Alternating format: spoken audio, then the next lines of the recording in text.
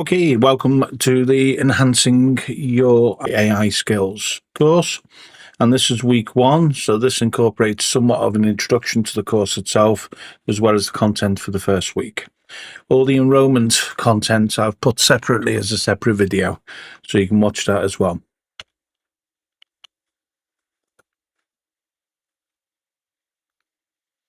So everything's on Google Classroom. So you can see the course code there for the Google Classroom. You can join if you've got access to Google Classroom. Or if you look at the presentation, if you click on this code at the bottom, it will actually take you to Google Classroom where you can join via the link. So for starters, we're going to have a quick introduction to the course itself. We obviously, as part of the course, we made sure that you were enrolled, you had the induction pack and everything you needed. We covered health and safety. We looked at a general overview of the course content, which we're going to cover in just a minute. So 4-week course, 2.5 hours per week. So who is this for? Well, target audience is for any adult with prior experience of AI, or maybe no prior experience whatsoever. It's whatever you're comfortable with. All you need to be able to do is be able to use the web browser in order to get access to AIs of various types. So each week we're going to do a number of fun activities, do a little mainly hands-on. You guys doing a lot of more hands-on than you may do on other courses. So each week is going to be a lot of the time it's you guys doing the actual tasks themselves. So what you need to bring, well, ideally bring a pen and notebook. Just by actually writing information down, it's surprising how much you remember that information. So it's always a good thing to do. Even if you don't actually read the information you write down, believe it or not, it does help make a big difference. Do you need a computer at home? Well, I definitely recommend you have a computer at home because basically I want you to practice these things. I want you to go home and practice them and also discover new things and share them with the rest of the group as well as myself. And the structure of the course is 2 hours per week for 4 weeks. So not always following this plan, but generally the first part is me doing the talking, obviously sorting out things like the register and general sort of course content admin wise. Then you guys will probably be doing most of the actual hands-on activities. Probably I'd recommend maybe an hour. First week's probably more sort of limited than that, but most of the other weeks you'll probably be doing most of the stuff during the second part. And then finally, 15 minutes before the end, we have little discussions, any sort of questions and answers. If there's any sort of things which have arisen, we can cover them again and recap. And then, of course, we complete our RAPers. So by the end of this course, you'll be able to learn how to talk to AI clearly using prompts. So the first week is all about prompts, actually communicating with your AI. So explore the fun and useful world of AI. No coding is required whatsoever. So if you have people who tell you that you need to understand computer programming languages and things like that, they're wrong. AI can actually quite easily, if not even better than the humans can, understand written instructions. So they're very good at understanding what you tell it to do in a written format. We're going to build confidence and hopefully a bit of curiosity with using AI. Certainly building up confidence indeed, hopefully. So, and we're going to define AI in its core, concept. What is AI? Where's it used? What's the difference between AI and using, for example, computer programs that employ, for example, algorithms? An algorithm is just simply a logical sort of step-by-step process computer being able to follow for many, many years, and it's built into most computer programs. So if something happens, it changes the direction it was going in. It will change its, route. It will go to perform a different task, and then it might come back and carry on from where it left off, and so on. And identify different types of AI and their applications. So this week we're largely looking at just using one AI, but in next week's session in particular, we're going to be looking at probably using as many as 5 or 6 different AI applications or different sites. So it varies on the activities week by week. And we're going to use a variety of consumer grade AIs, throughout. Okay, so hopefully you'll get at the end of this course, you probably have a list of about 20 AIs you've used over the course, and that will be, as you know, a good starting point for your general use of AIs. So let's start looking at some simple sort of, a breakdown of the weeks to come. So this week, as I've said, we're looking at prompting, which is basically how you communicate with your AI. Next week is a big one because we actually look at how you can enhance images. Although for those people who are new, we'll also probably cover how to create images, i.e. how to create fake images using AI, and also how to do things with video as well. The third week, we'll be looking at using AI in your day-to-day life as your smart companion. So all those tasks which, AI can help, in fact, tasks which AI excels at, such as, for example, summarizing a large document or researching for things or doing deep research, AI is particularly good at those tasks. Those sort of tasks we get tired at, but AI particularly excels at, and that's the theme for the third week. Now, the fourth week is basically a project week. And what I'm going to ask you to do between now and the fourth week is start at least one, maybe two little ideas for different projects you personally would like to do. And what I'll try and do beforehand is match people who are doing similar projects to work on that during that final week. So here we are in week one. So the objectives, as I've already stated, are basically to understand how you communicate effectively with AI using prompts, feeling more confident, possibly having the first opportunity to actually interact with AI and actually using AI practically in simple tasks. So we will start with a quick icebreaker where you're going to explain what your name is, your background, a bit of experience about technology. Once we've done that, we'll start then with a brief history of AI. So AI actually has been a long time in coming. It's not a new thing. Everyone believes everything started with ChatGTP in about 2020. It actually started much sooner than that. The first recorded event on this diagram here is 1943. And you can see in 1943 there was the first use of AI. At the same time, the Turing test became the standard in which we judge AIs and judge the quality of AIs and how they are performing in relation to, acting as a human being would act, if you like. Cognitive behavior is probably what we think of it as nowadays. And all the way through this, there's a number of small but important steps which took place, which all in all made, a progression to what we have today. So the first program was 1950.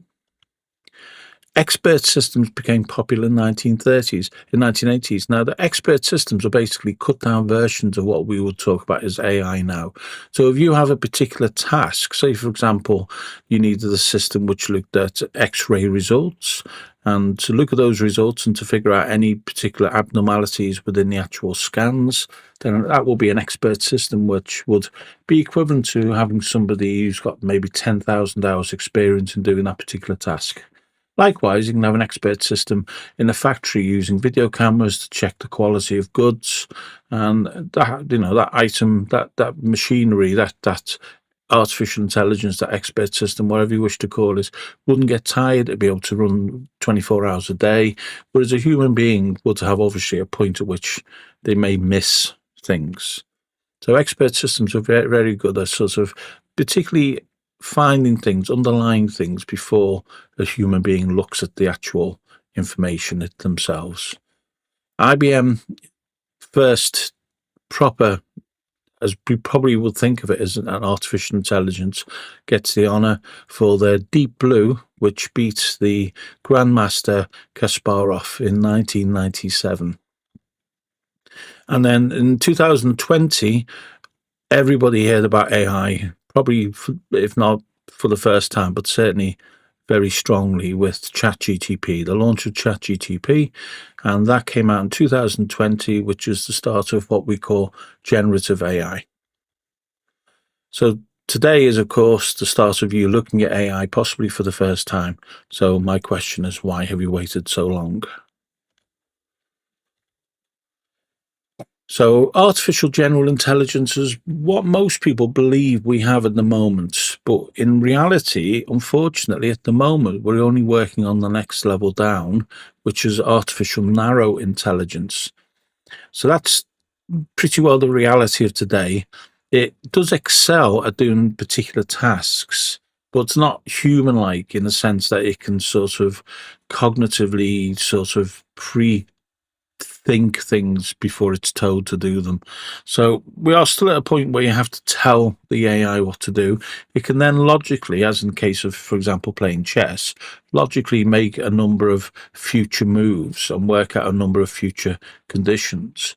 But unless you actually instigate the initial sort of prompt or initial action, it probably wouldn't think to do something itself. And that's why the two are different. We are looking possibly at a time frame of up to 10 years to move on to the next stage of AI, which is artificial general intelligence. Although these things often take much longer than we expect, but likewise, with the progressions we're making with AI at the moment, it may not be as much as half of that time. We don't really know at this stage. So, a simple analogy of what you would consider as AI is imagine if you taught your child to recognize what a dog was by showing that child a number of pictures, say 1,000 pictures of dogs. So, your child will look at certain patterns within the pictures and identify dogs using those patterns. And of course, those pictures could become more and more complicated, different types of dogs, different sizes, different shapes, different colors, but you could find, that within those pictures, there's a consistent sort of pattern that you can look for to identify what's a dog. So AI does pretty well the same thing. You start by teaching AI simple facts, hand feeding it, just like you'd hand feed the child, and giving it those basic underpinning, those basic, those true facts which you know are most important of all. Because if those facts are in any way wrong, then your AI can completely misunderstand later information it receives itself. So we train AI from that very basic stage, and there you will be having, for example, employed staff feeding the AI with, selective bits of information and data, and the AI will to then look at that and perform tasks and find the information, find the data, find the patterns within the data itself, and learn from that data, and that's what we call machine learning. Now, of course, there's a problem with that is when you actually give AI data, if you accidentally give it misleading or you allow the AI to, misunderstand the data or the data is poor or in some way incorrect, then you are going to have issues where AI can misconceive or misunderstand the situation and it therefore give you the wrong answer in those situations. Now, we do have in computer terms, we do have a term called garbage in and garbage out, which sounds quite rude.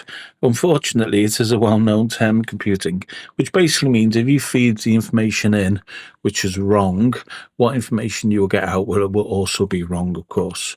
You've got to be very careful.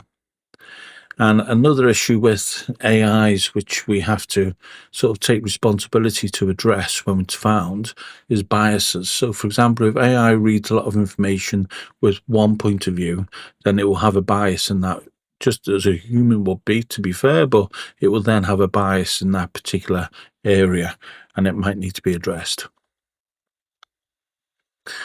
So AI is here, but it's narrow. It's a narrow, artificial narrow intelligence. It's not the artificial general intelligence we're aiming for. And just for general information, above artificial general intelligence is another classification of AI, which we're many, many years away from, which is artificial super intelligence, which is where AI truly starts to think for itself.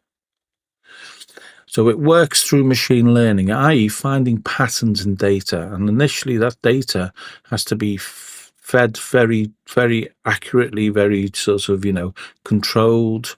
But over time, that data can be provided by the outside world. So, for example, at a certain point, the AI will be allowed access generally to the internet.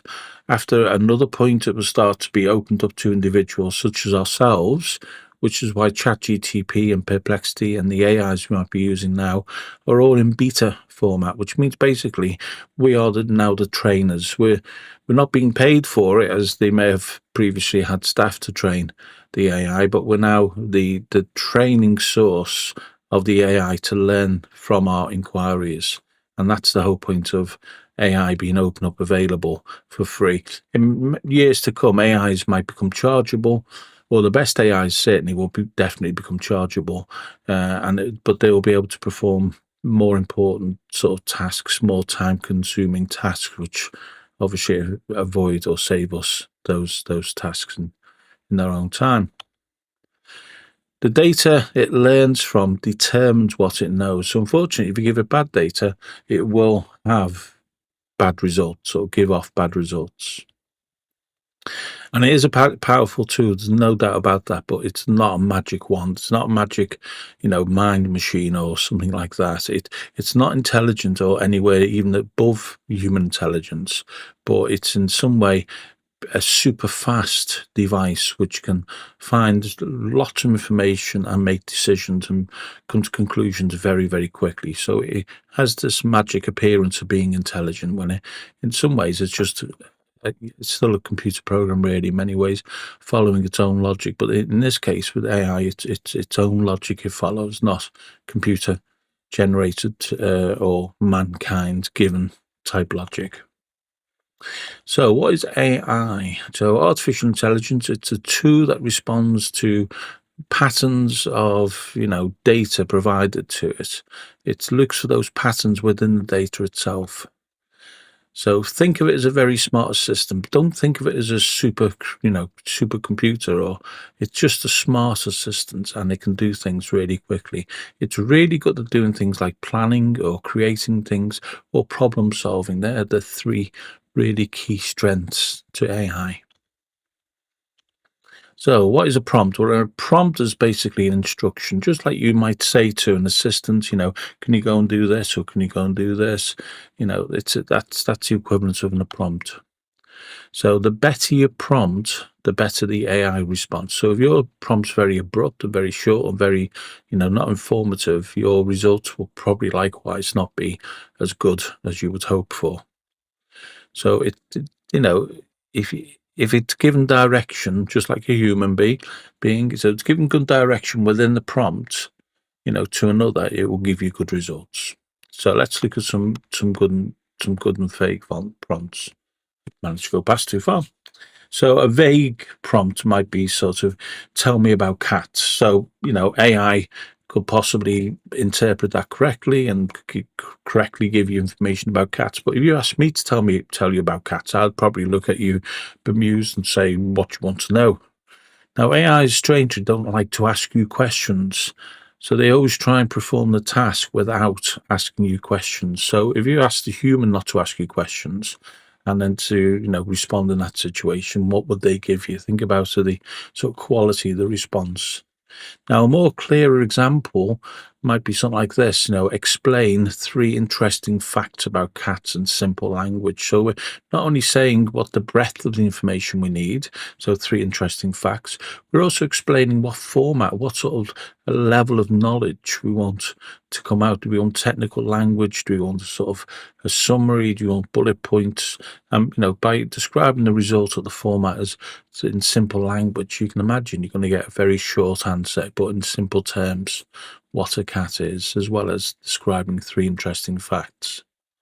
So you can try both both prompts at home and see what the results are.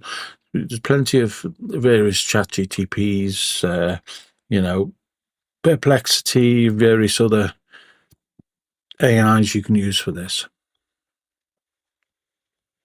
So here's a formula. So let me go through the formula. So role, task, details, format. So the role and formats you will find are kind of optional. You don't always need them. What you always need is you need to tell it what the task is and you need to give it the details it needs to perform that task. So let's look at some examples. So You are a travel agent. That's the role. So straight away, what you're doing there is you're telling the AI to become basically a smart device looking at just travel agency questions. So it's gonna ignore all the other information it stores within its data banks and just look at information regarding travel agency and travel in general. Then we got the task: create a 3-day travel itinerary. So that's the task, but of course we don't know where we're going, we don't know what time of year we're going or any of that information, and that's what the detail is. So I've just represented it here with for Paris. Admittedly, it might be best to describe, what sort of dates or what sort of activities you might be interested in or what have you. But the more detail you can give her at this point, the better it will give you in results. And the final stage is the format to tell it to give you the information in this particular format. Obviously, make sure that the information you provided or the results you're given are in the format you prefer. Now, you don't have to do that, because if you don't do that, what it will tend to do is give you it in sentence and paragraph format, which is probably what you want for a lot of the individual tasks. Or it might use informatics or graphics or pictures or even videos to demonstrate, but that's at its own discretion. Whereas when you give it a format, you can specify what type of format you prefer. Okay, let's look at another example. So you are a nutritionist, so that's the role. Create a 5-day healthy meal plan. That's the task. But then the detail is for someone who doesn't like fish. Now, that possibly is as much detail as you need in the situation. So we're looking for a 5-day healthy eating plan for somebody who doesn't like fish. Now, it doesn't specify the format, so the AI will determine the format itself as the most appropriate format, and probably use a similar format to the information it finds in its research to go and do this task. It does specify a role. It specifies a role as a nutritionist. So you got a nutritionist as a role, you got a 5-day healthy meal plan as the task, and you got details that the person doesn't like fish as the detail. Another example: explain photosynthesis to a 10-year-old. Now that's pretty well a task, and some of the details. Using a story about the sunflower. Now that's a lot of detail in there. So we're actually, for detail, we got a 10-year, we're creating explaining photosynthesis to a 10-year-old using a story about a sunflower. So that's a lot of detail to give it. But the task as well and details practically sort of merged into one individual statement here. So you can see how that sometimes works fine. Other times you want to try and keep the two separate. And at the bottom here, I've got a suggestion that you might, at this point, want to try this with Perplexity. A lot of people have used ChatGTP in the past, but I'm not always, a lover of using the same AI, although admittedly, ChatGTP is very good AI, nothing wrong with it whatsoever. But it might be worth you trying if you haven't already tried a new AI called Perplexity, which also does a good job. Perplexity, by the way, if you're interested, actually is quite a different AI to ChatGTP because it doesn't hallucinate. Now, hallucination within AI is where it makes up information it doesn't understand or doesn't have access to otherwise. And Perplexity won't normally, unless you tell it to write you a story, it won't normally create hallucinations. It won't normally fill in the gaps with just made up information. ChatGTP can do that, but it's getting more and more unusual for that to happen because it's got more and more data for its ability to be able to find the data it needs. It's got access to a lot more data these days than when it first started. Right, and then you'd have a go at yourself. There's some examples of other things you could do. So, for example, you could actually using a prompt here, you could actually use a AI like Perplexity or ChatGTP or any other to write a pop song. Yeah, you could decide your own setting. There's an example here of a cat that starts a band. You could ask it for some sort of recipe. You can literally say the items you've got in your fridge and ask it to to go and create 3 different recipes, and it will come back with 3 different recipes, and you can decide which one you like. And then you could ask it to expand that with step-by-step baking instructions or cooking instructions, and so on. It can create, stories. So, tell a story of Cinderella using an emoji. You can share your favorite outputs and so on like this. So anyway, so I'm not going to go, and there's some more examples here. So no more examples of meal planning, email writing, sort of day-to-day things you might need AI to write, or document writing generally. So say to AI, write a letter, say a letter of complaint, and then it will maybe ask you for details, but try and put as much detail as you can of what the details of the complaint are, and then it will create you a pretty good letter or pretty good email. Travel planning is another good thing we've looked at already. Gift idea is really good. So if you got a loved one and you can't think what to buy them for Christmas or birthdays, ask AI. AI is really good at finding things about people, but not individual people, but generally about people. So you can say, find me, 10 gift ideas for a birthday for a 55-year-old male who lives in the northwest of England, what have you. Hobbies are this, interests are that, what have you. And it will go off and it'll find, at least 10 good ideas for you. And I've also put a little logo here, try on your phone, because a lot of these AIs are actually usable, even more so as, than web pages, actually as applications on your smartphones. Because a lot of the times when you need AI, for example, when you're out shopping and you want to ask quick questions and you want to get information or what have you, then a lot of the time you don't have access to a computer. You more so have access to a smartphone. So it's a really good idea to actually install 1 or 2 of these AIs on your smartphone, just for easy access. Okay, so then we had your turn on that, and some examples. Okay, so some quick takeaways on when we're talking about prompting.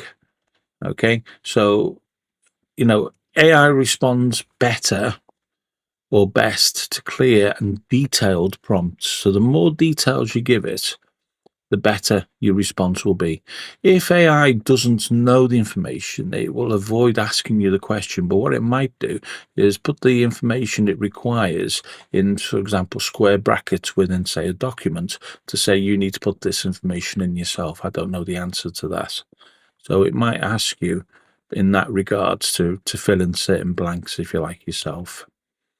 And if you use the rule, and now, as I say, the role and the format are very much optional, but the task and the details are the core to asking AI to do certain, you know, tasks. So use the formula role plus task plus details plus format to ask your AI in the form of a prompt, and ask in that order. So starting off with role, then ask it to do a particular task, then give it as much detail as you can, and then finally, if you wish to, ask it to provide that in the particular format. So AI can help with creativity, productivity, learning. It can create loads of fun stuff. It's unlimited really what you can do with AI. And don't be afraid to experiment. It's one of those things, until you try it, you don't know if it's a good use of AI or it doesn't work. Or sometimes some AIs are better at certain tasks than other AIs. And over time, you develop a sort of sixth sense of which AI is better to do with certain things. So, for example, next week we're going to be creating sort of images and videos using AI, and some AIs you'll find very quickly are really good at that, especially at home. Like Gemini is a very good AI for creating images and videos and things like that. Other AIs don't actually have that built-in facility. So, for example, DeepSeek, which is a Chinese AI, which is been in the news quite a lot recently, doesn't have the ability currently at the time of doing this video to create videos and images by giving it a prompt. Yeah, I'm sure it will come in the next couple of months, but at this point in time, it doesn't actually have that. So that'd be a bad AI to use for this particular task. The more specific you are the better your results. Remember that. So if you give it, good quality detail and explain very well, and consider, English. Bear in mind, AIs are very good at understanding the written word. So if you write something which is clear and concise, the AI will have a better understanding of what you're asking for and therefore give you better results. Okay, and we had some examples. So these are just some examples. So of prompts you could use. So write a children's story about a bear called Fred. And if you try that, you'd be surprised the quality and the quantity of the detail in the story itself. Or create a detailed recipe for certain meals, and at that point you can include which items you've got in your fridge or in your food storage. It creates a series of inspirational quotes for mental health awareness campaigns. Can be quite a good example of the sort of things which AIs can do, which you may not consider AI as being a creative source like this, but the AIs are very, very creative in this area. Design infographics. So I've got an example there of an infographic designed just by using this prompt to design an infographic that explains the benefits of a balanced diet. So, and that's an actual result of one of the AIs I tried. Here's another example, creating an abstract painting inspired by the rush hour traffic in New York City. Now, I've done this a few times, and each time you get very similar sort of colours, but completely different pictures. And this is AI being creative again. AI can be very, very creative. And what it's doing there, it's taking a number of, maybe thousands of individual pictures, which are abstract, and it's taking maybe a number of pictures of New York traffic, and then it's creating this sort of unique piece of artwork all by itself by using those two aspects and bringing them together. Now, this is one thing I think, people really sort of will benefit from. It's not great if you're a graphic artist by trade, because graphic artists might not realize it, but AI is really good at producing logos and, materials such as graphical sort of content, such as you see here.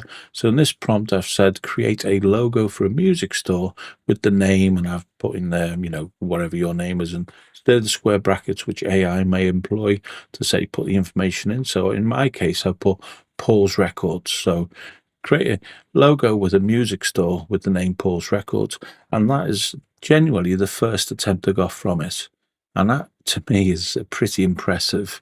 That if that was a logo for a business and what have you, I think I'd be quite happy with that. And that was a few seconds work. And that allows you then to download that image copyright free, use it on anything you like for, marketing and what have you. And that's now becomes your property really. Okay, so the last little bit on this before I move on with some further examples is clarifying questions. Now, a clarifying question, just to use an example, and this particularly works well with ChatGTP. It doesn't work well possibly with some of the other AIs at the moment, but if you ask the prompt, and if you say at the beginning of the prompt, ask me clarifying questions, what you're basically telling the AI is to ask you questions, to actually produce a list of questions and show me those questions, and then ask me them one by one, and which I'll give you the answer. So here's an example. So ask me clarifying questions on how to make the perfect cup of tea. So basically, I've said to the AI, the task is, you know, how do I make a perfect cup of tea? Go off and find how I make a perfect cup of tea. But I mean, I may make my tea strong and black. Other people might make it weak and, sweet with milk. And other people may have herbal teas, fruit teas.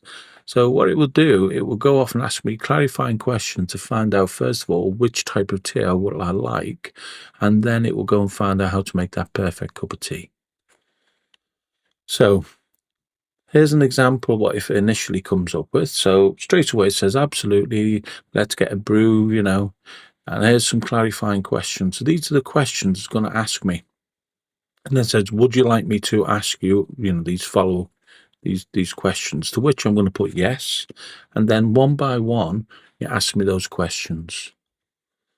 Okay. So after it gives me, the information, then ask me those questions, and then yes, by the end of this short process, and it doesn't take a long time. Each question you can sometimes answer yes or no.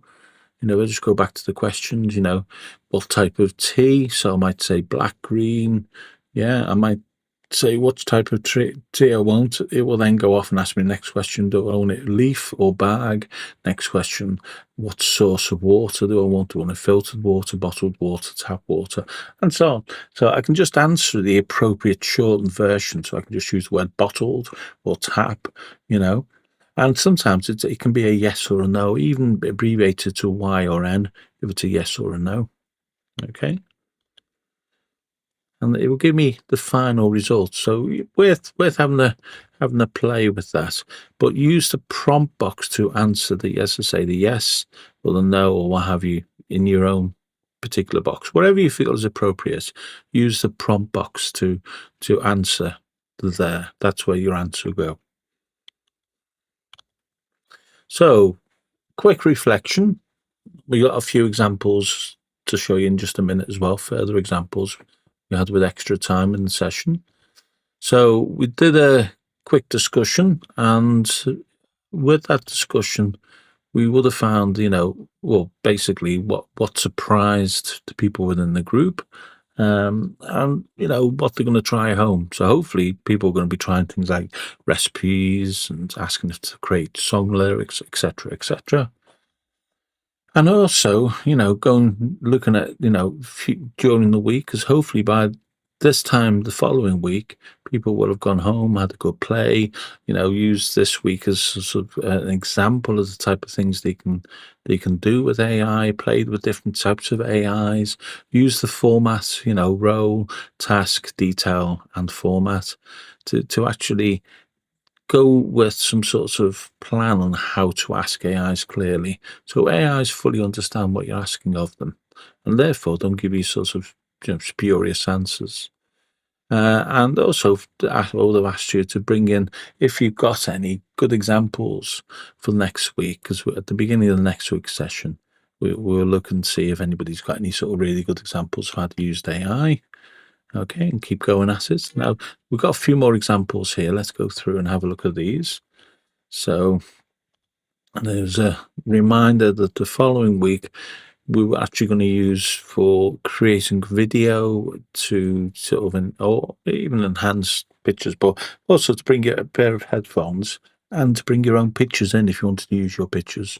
Now, the reason I would suggest bring your own pictures in, because one of the things you're going to actually learn to do is to create fake photographs. Now, if you've met me yet, you'll see that the next photograph in a minute is truly fake.